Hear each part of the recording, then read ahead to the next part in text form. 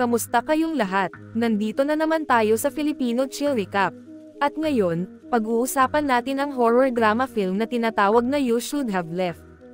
At bago tayo magpatuloy ay isa-shoutout muna natin si Karen, Vanessa Comila, at Maria del Daragosa.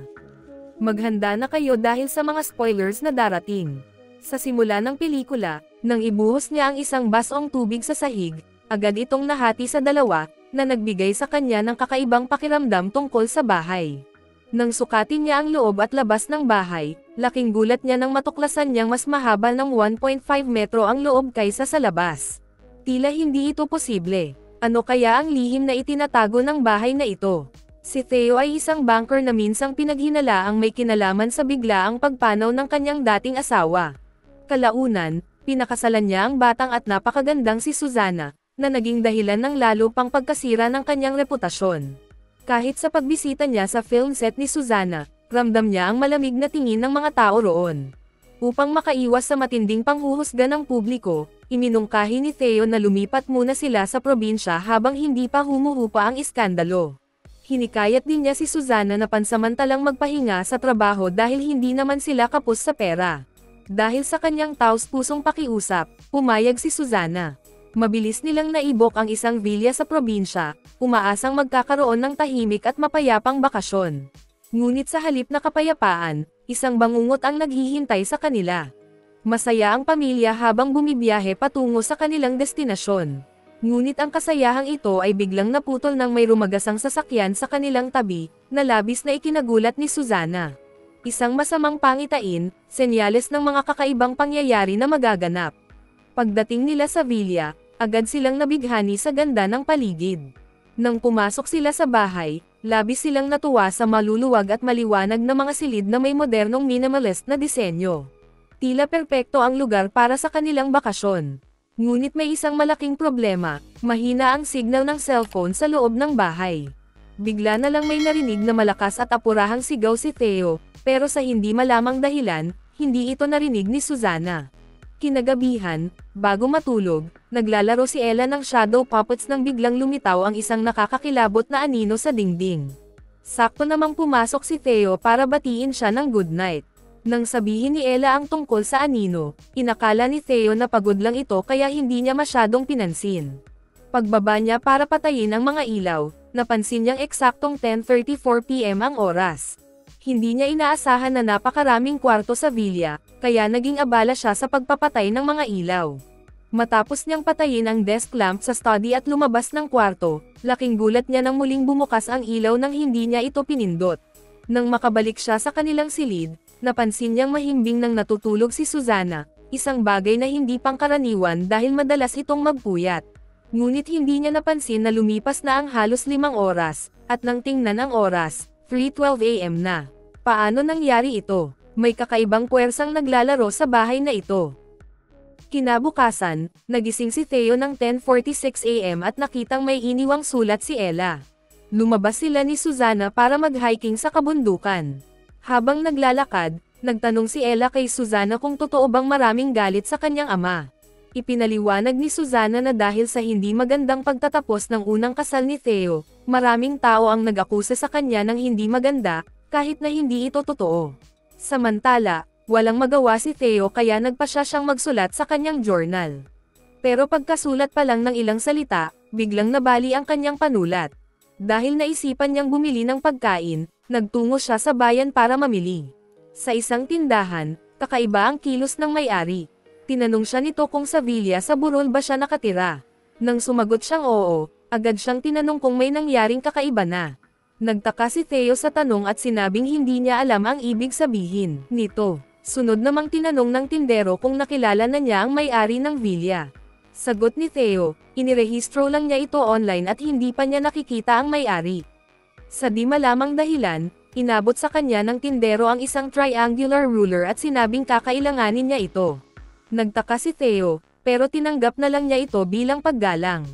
Habang naglalakad pabalik sa sasakyan, isang babae ang lumapit sa kanya at muling nagtanong tungkol sa may-ari ng villa. Sa inis, hindi na niya ito sinagot ng maayos. Pagbalik niya sa villa, nadatnan niya sina Susana at Ella na matagal nang naghihintay sa kanya. Dahil sa kakaibang mga tanong ng mga tao sa bayan, bahagyang iritado si Theo. Nang tanungin siya ni Susana kung bakit hindi siya bumili ng olive oil, nauwi sila sa pagtatalo. Sa kalagitnaan ng kanilang away, napagtanto nilang wala sa kanila ang tunay na pumili at nag-book ng villa. Inakala nilang isa sa kanila ang nagpadala ng booking link, pero paano kung hindi? Sino ang nag-book nito? May nagsisinungaling ba? Pagkatapos ng hapunan, hindi pa rin nawala ang tensyon sa pagitan nilang mag-asawa. Lumakas ang hinala ni Theo kaya sinilip niya ang cellphone ni Susana, ngunit nakita niyang abala lang ito sa pag-aasikaso ng tutor ni Ella. Biglang nakaramdam ng hiya si Theo sa pagdududa sa kanyang asawa. Humingi siya ng tawad, at sa huli, pinili ni Susana na patawarin siya. Hindi makatulog si Theo. Naalala niya ang mga sinabi ng tindero at bumalik sa study para magsulat sa kanyang journal. Ngunit pagkabukas niya nito, isang kakaibang mensahe ang lumitaw. Lumayas ka, umalis ka na. Ngayon din, biglang may kumatok. Napalingon siya sa salamin at nakita ang sarili niyang refleksyon, ngunit hindi ito gumagalaw. Hindi niya namalayang may mali. May narinig na namang kakaibang tunog si Theo sa kanyang likuran. Nang lumingon siya muli, may nakita siyang pintuan sa gitna ng bookshelf.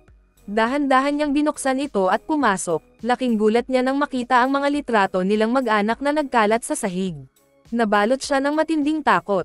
Ilang sandali pa, nakita niya ang mga laruan ni Ella, at hindi kalayuan, si Ella mismo, nakahandusay sa sahig. Hindi makapaniwala si Theo. Inisip niyang isa lamang itong bangungot, kaya dali-dali niyang kinuha ang isang piraso ng basag na salamin at sinaksak ang sarili. Bigla siyang nagising sa kama. Isang panaginip lang, pero bakit parang totoong-totoo? Hindi niya mapigil ang mag-alala. Nagpunta sila ni Susana sa study para tingnan kung totoo ang nakita niya, pero wala namang pintuan sa bookshelf. Dahil sa sunod-sunod na nakakakilabot na pangyayari, napagdesisyonan nilang umalis na kinahapunan. Habang naglalaro sa labas sina Susana at Ella, saglit na nakaramdam ng ginhawa si Theo. Ipinadala niya ng mensahe si Susana ng, I love you. Ngunit ilang saglit lang, tumunog ang isang cellphone sa mesa, isang cellphone na hindi niya alam na pag-aari ni Susana. Biglang bumalik ang kanyang mga hinala. May itinatago ba ang kanyang asawa? Ito ba ang dahilan kung bakit gusto nitong umalis agad? Bumalik siya sa study at laking gulat niya nang makitang may bagong sulat sa kanyang journal. Dapat ka nang umalis. Huli na ang lahat. At ang mas nakakapagtaka, nasa sulat kamay ito ni Susana. Dahil dito, nakumbinsi si Theo na may ibang tao sa villa, maaaring nakikipag-ugnayan kay Susana habang wala siya, tuwirang niloloko at tinutokso siya. Lumabas siya at hinarap si Susana, inakusahan itong may ibang lalaki. Mariing itinanggi ni Susana ang paratang at sinabing mali na ihalughog ni Theo ang kanyang gamit. Nagkaroon sila ng matinding pagtatalo, hanggang sa tuluyan nang umalis si Susana dala ang sasakyan. Sa galit at sama ng loob, tila nakalimutan ni Theo ang mga kakaibang pangyayari sa bahay. Kinabukasan, habang naghahanda ng agahan, hindi sinasadyang natabig ni Ella ang isang baso ng tubig. Habang pinapalubag loob ni Theo ang anak, napansin niyang ang tubig sa sahig ay muling nahati sa dalawa. Bigla niyang naalala ang triangular ruler na ibinigay ng tindero. Kinuha niya ito at sinukat ang mga dingding, isang bahagi ng pader ay perpektong nakatayo, ngunit ang kabila ay tila baluktot. Mas lalo siyang nagimbal nang muli niyang masukat ang loob at labas ng bahay. Hindi ito posible, mas mahaba ang loob ng villa kaysa sa labas. Napansin ni Ella na lumamig ang paligid kaya pumasok siya saglit para kumuha ng jacket. Pero nang bumalik siya palabas, bigla na lang siyang nawala. Tinawag siya ni Theo pero walang sagot. Inakala niyang nagtatago lang ito, ngunit nang pumasok siya sa kwarto, naroon lang sa sahig ang jacket ni Ella. Nangilabot si Theo, sinimulan niyang halughugin ang buong bahay. Ngunit habang binubuksan niya ang isang pinto sa itaas, bigla siyang napunta sa sala sa ibaba. Parang naging isang maze ang buong bahay. Kada bukas niya ng isang pinto, nagbabago ang lugar. Upang hindi malito, naglagay siya ng upuan sa isang pintuan bilang palatandaan. Pero paglingon niya, biglang nagbago ang silid, mula kwarto, naging isang mahabang pasilyo. Samantala, si Ella naman ay biglang napadpad sa isang madilim na espasyo.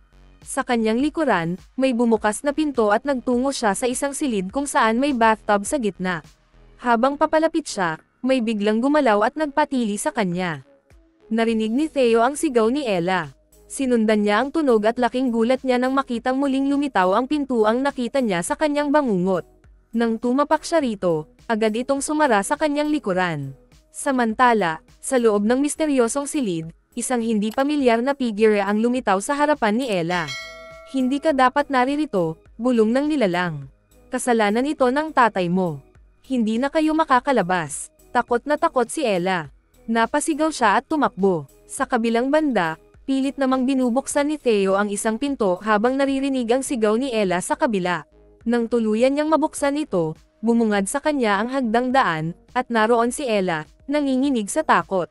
Wala nang oras para magtanong. Kailangan na nilang umalis. Sinubukan ni Theo tawagan si Susana, pero hindi kumukonekta ang tawag. Wala siyang ibang nagawa kundi humingi ng tulong sa tindero sa bayan. Ngunit sa halip na tulungan siya, lalo lamang siyang kinilabutan sa sagot ng tindero. Madaling makapasok sa bahay na yon, sabi nito. Pero hindi ganoon kadaling makalabas. At ang pinakakakilabot na sinabi nito, hindi mo pinili ang bahay na ito, Theo. Ang bahay mismo ang pumili sa'yo. Matagal nang may nakatayong tore sa lugar kung saan itinayo ang villa. Ayon sa alamat, ang toreng ito ay itinayo upang ikulong ang masasamang espiritu. Ngunit matapos itong give-in at ipinalit ang villa, nanatili ang mga espiritu, nakakulong pa rin. Ayon sa kwento, kung sino man ang may mabigat na kasalanan na tumira sa bahay na ito, hindi na siya makakaalis magpakailanman. Hindi pinaniwalaan ni Theo ang alamat, pero isa lang ang alam niya, kailangan nilang umalis. Kahit na kailangang maglakad ng malayo. Habang papalabas sila ng villa, may nakita siyang isang madilim na anino. Sa takot, binuhat niya si Ella at mabilis na tumakbo patungo sa bayan. Matagal silang naglakad, at nang sa wakas ay may nakita silang mga ilaw sa di kalayuan, nakahinga siya ng maluwag. Pero nang makalapit sila, bigla silang napabalik sa villa. Lalong bumagsak ang temperatura. Dahil dito, nagpasya si Theo na manatili muna hanggang mag-umaga. Ngunit nang siya'y natutulog, isang nakakasilaw na liwanag, parang isang flash mula sa camera, ang nagpagising sa kanya. Naalala niya ang litrato na nakita niya sa kanyang panaginip at nagdesisyong mag-imbestiga. Habang binubuksan niya ang pinto, biglang sumara ito sa kanyang likuran. Napadpad siya sa isang kakaibang silid. Sa gitna, may isang bathtub. Dahan-dahan siyang lumapit, ngunit biglang may kamay na sumakaw sa kanya. Sa isang iglap, naglaho ang misteryosong figure. Mabilis niyang tinakbo ang hagdan at binuksan ang isang pinto, ngunit ang sumalubong sa kanya ay hindi niya inaasahan. Nakita niya ang sarili niya sa nakaraan, ang eksaktong sandali kung kailan siya unang nagsimulang magsulat sa kanyang journal. Dito niya napagtanto ang nakakatakot na katotohanan, ang misteryosong sulat sa kanyang journal ay galing sa kanya mismo. Ang lugar na ito ay isang nilikhang espasyo kung saan hindi linear ang oras. Sa bawat sulok ng villa, tila nagbabalik siya sa iba't ibang bahagi ng kanyang nakaraan. Nang makarating siya sa sala, muli na namang nagbago ang timeline. Nakita niya ang eksaktong araw kung kailan sila unang dumating sa villa. Napagtanto niya na ang mga ingay na narinig niya noon ay siya rin pala mismo, isang sirang loop ng kanyang nakaraan at kasalukuyan. Biglang nagbaluktot ang oras at lumitaw sa harapan niya ang isang matandang lalaki na may tungkod. Matagal ko nang inihanda ang silid para sa iyo, wika nito. Walang pag-aalinlangan, hinablot ni Theo ang tungkod. Nang alisin ng matanda ang kanyang sombrero, tumambad ang isang nakakakilabot na katotohanan, kamukha niya ito. Para bang tinitingnan niya ang sarili niya sa hinaharap. Pinanawan ng pag-asa si Theo. Lumuhad siya at nakiusap, maawa ka, huwag mong idamay ang anak ko. Ngunit tumingin lang ang matanda at sinabing, ikaw lang ang makakapagbago ng iyong kapalaran. At sa isang iglap, naglaho ang matanda. Bigla siyang natauhan. Sa sandaling iyon, lumapit si Ella, nanginginig sa takot. Agad niya itong binuhat at tumakbo palabas ng villa. Pagdating nila sa labas, bumalik na rin si Susana. Dito, inamin ni Theo ang isang madilim na katotohanan. Ang pagkamatay ng kanyang unang asawa ay hindi isang aksidente. Siya mismo ang naglagay ng lason sa inumin nito, at nagbayad siya ng suhol sa hukom upang pagtakpan ang kanyang krimen. Napagtanto niyang ang villa ay isang purgatorio, isang lugar para sa mga makasalanang dapat magsisi. At sa halip na siya ang pumili ng bahay, ang bahay mismo ang pumili sa kanya.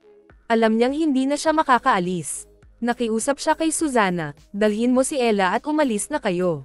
At sa huling pagkakataon, habang pinapanood niya ang sasakyan nilang papalayong umiwas sa kadiliman ng villa, isang kakaibang pagbabago ang naganap. Sa website kung saan nila inupahan ang bahay, nagbago ang status ng villa. Available for rent. Ang You Should Have Left ay isang nakakagulat na psychological thriller na nagtutulak sa manunood na pag-isipan ang konsepto ng kasalanan at pagtubos. Ang buong kwento ay umiikot sa pagsubok ni Theo na takasan ang kanyang madilim na nakaraan. Ngunit ang villa mismo ang humarap sa kanya upang ipaalala, hindi siya makakatakas sa kanyang konsensya. Ginagamit ng bahay ang oras, espasyo, at takot upang parusahan ang mga may kasalanan. Isang buhay na impyerno, isang pahirap na paulit-ulit. At sa huli, naghihintay lang ito ng susunod na biktima. Mag-subscribe na kung hindi ka pa nakasubscribe, pindutin na rin ang notification bell at like button para sa marami pang movie recap katulad nito, at mag-iwan ng comment down below. And as always, thank you for watching.